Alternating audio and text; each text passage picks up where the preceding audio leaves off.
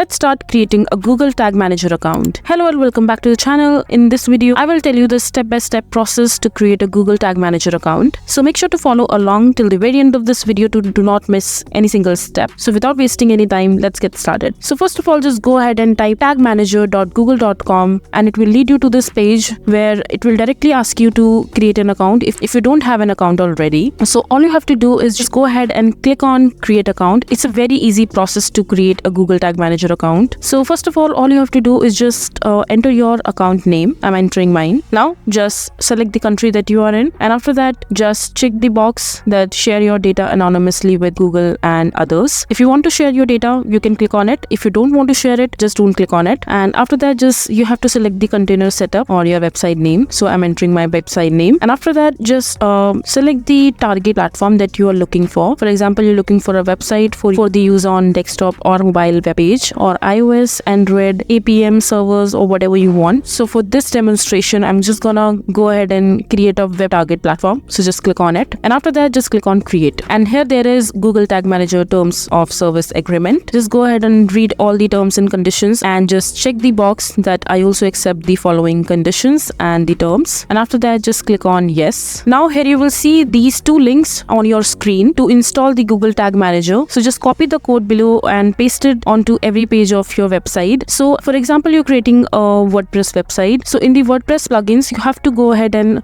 paste that particular code in order to install the Google Tag Manager in your WordPress account. I'm just giving you an example. So these are the basic uses of these codes basically. However, your Google Tag Manager account has been created. So this is how simple it is to create a Google Tag Manager account. I hope you find this video to be informative. Thank you for watching. So that is it for this video. If you find this video to be helpful, make sure to hit that like button and don't forget to subscribe to our channel for more such informative videos, and I'll see you the next time.